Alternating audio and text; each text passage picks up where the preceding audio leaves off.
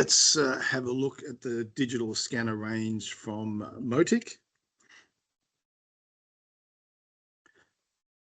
So Australian Instrument Services, I missed one. So Australian Instrument Services, who's the exclusive agent for Motic in Australia and New Zealand, was started in 1981. It was originally just set up as a service company by John McGuinness, but has since taken on some different product sales to the scientific instrument business, primarily Motic, but also A&D balances and some other suppliers like LabTech, temperature enclosures, and Acumax pipettes. There are my contact details, and we have a service email address, and Marie Metherall is our relatively new service coordinator based in the Melbourne office. So Motic is some partially Chinese-owned, as in Chinese government-owned company that's based in Xiamen in southeast China. And I just put this fact in here that they sell about 50,000 microscopes a year, which sounds like a lot to me, to be honest. But and they've been making optical instruments for over 30 years. They make all of their own products, so that includes all the lenses and objectives, mechanical and electronic parts. And, you know, their microscopes are used in many institutes all around the world. And something that maybe is not so well known is that they do make components and, in fact, other microscopes for companies such as Olympus and Zeiss. So why digital scanners? I think the concept has been around for quite a while, but it's getting sort of focus or new focus in Australia.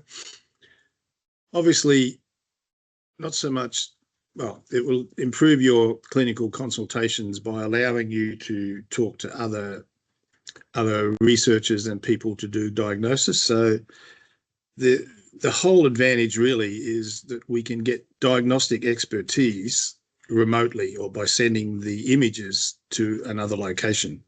I mean, I think a traditional pathologist just sits in a room with a microscope, looking at slides all day long. Perhaps they have a camera to take images of parts of the slide, but here we're scanning the whole slide and basically at a much higher resolution than you can take a picture of using a digital camera through a microscope. So we can get second opinions. We can put the slides out in different formats so that it can be read by other readers and formats. And obviously, once you've got a digital image of a slide, you can compare it side by side with other slides or reference slides. And it just makes life a whole lot easier than just looking at a glass slide all day long. So Motic's been in this area for quite a while. Probably about 20 years ago, they had this Motic telehealth, I think they used to call it. Whereas again, what you see here is a PC with a digital camera on a microscope or a digital microscope. But really, since 2014, with the Easy Scan, that they've hit the ground running. They introduced a live mode that they call frozen section, which I'll talk a bit more about later. And just recently, they've introduced the Infinity 300, which is their largest size of scanner so far. And even more recently, they've now introduced fluorescent scanners as well as bright field scanners, which is what the majority of people use. So some quite good progress over the last 20 years into this field. I'm just going to walk through the individual products. This is one of the very first ones, just the Easy Scan 1. So it's a single slide scanner, just literally one USB cable connected to a PC. And as I said, it has this optional live viewing mode and frozen section for whole slide scanning, which you can access remotely. And again, I'll talk about that a bit later. So we've got the Easy Scan 1 single slide scanner. We've got the Easy Scan 2, which is a dual slide scanner. And just for reference, the pricing on these kind of products is in the sort of $20,000 to $30,000 range. So basically, if you had enough money, you could buy one for your home use. Probably not that likely, but this is the most commonly sold and deployed model, the Pro 6, which is a 6-slide scanner for sort of low to medium volume. And then they now have the Infinity, which is for up to 60 or 100 slide capacity. And they say that you could do about 1,000 slides a week using a product like this. And now they have this new Infinity NFC 300 slide capacity device. And if you look at the configuration of the scanners, they're all based on the same hardware as the Pro 6. They've just basically added a bit more robotics and slide trays to the device. So the fundamentals have not changed as we go to larger capacity. So here's the product range overall, and from basically 20,000 up to 160,000 or 180,000, which compared to some of the other products that are out there in the world, that's much, much lower in price. They recently introduced the FlexScan series, which is in 1, 6, and 60 configuration. And if you have a look here, there's just another light source and 3 different, well, they're calling it 3 different channels, but basically 3 different applications. I think it's red, orange, and green fluorescence. And the same scanner can do both bright field, so normal scanning, and fluorescent imaging, and you can switch back and forward on the slide. The colors look a little bit different. So this is an application for looking at, I think it's said for kidney here. And we can do fluorescent imaging as well as bright field. So internally, the scanners, as I said, all have this same hardware. So there's 3 cameras, including a dedicated focusing camera. The main camera, most of the lower tier products come with a 5 megapixel camera, but you can upgrade to a 12 megapixel camera. And most of them come with 2 standard objectives, but you can order a third objective, which would normally be a 40x objective that you can add as an optional extra as well. The scanners will support double width slides. Even the Easy Scan 2 will support double width slides. And as you can see, here's a standard tray and a mix and match of some single and double width slides. It's pretty easy to just load and unload. You just keep feeding them in. So this is the 6-slide scanner, and you can do a pre-scan and then unload and reload the tray back and forth. So, the main approach or the main features of the products that Motic make is that they're making a small footprint, high quality, and relatively modest price. Scanning device, it's relatively small, the image quality is good, and the price is, as I said, competitive. And Motic do make parts for other microscope vendors from Europe, and this term OEM, which is a trade term for other equipment manufacturing, for Zeiss and for Olympus. So you've got your hardware, and then within the the framework of the actual scanner and the PC, you've got the scanner and some kind of transporting software. There's DS Server and DS Assistant. So DS Assistant comes with the instrument, and it's just a way to manage your slides, and DS Server is the software you'd put on a cloud or host computer somewhere. And then they've got these other softwares for education and pathology use.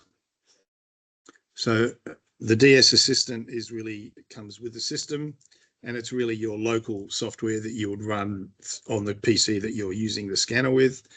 Again, you can store slides, you can change colors, you can rotate and do a whole lot of different things with the image that you've captured. And this DS server software is basically Motic's way of storing your slides up in the cloud or something like that. We can output the slides in a number of different formats. So other slide management software can be used to store the slides. And I think from what I can tell, the most popular one is a company called Sectra, which is a Swedish company, I think, but they're like the world leaders in storage of this pathology information. And as I said, again, we can put it into this server and annotate it.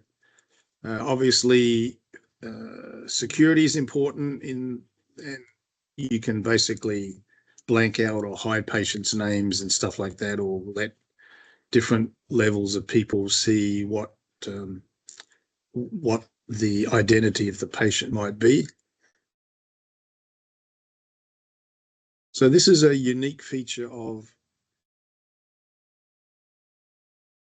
Motic. So up to, like, I think the Pro 6 size, they have this option, and it's really just a software option. They call it frozen slide or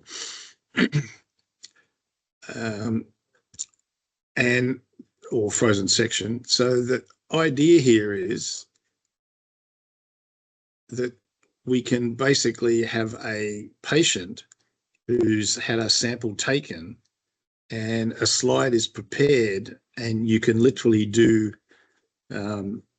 bedside investigation of the slide using the scanner, and you can actually do it remotely. So even using something like TeamViewer, you can actually control the scanner to basically look at this in real time. And I actually have, hopefully it'll work. So normally when you have a scanner, you do a pre-scan, you normally just focus on one section of a slide, and then you scan that, and then you keep that image to look at later. But here we're actually using the scanner as like a microscope, like you might move around a slide on a microscope, but we can actually live and even remotely live, we can actually move around on the surface of the slide and look at different areas to try and make diagnosis. So this is something that's unique to Motic, and as I said, it's kind of an optional extra that you need to add on to the software effectively. Not a particularly long presentation going on here, but Motic has been collaborating with a number of companies and places around the world, and they've formed this Motic Medical Diagnostic Systems Company, and it's in conjunction with the Chinese Ministry of Health. And it's kind of interesting.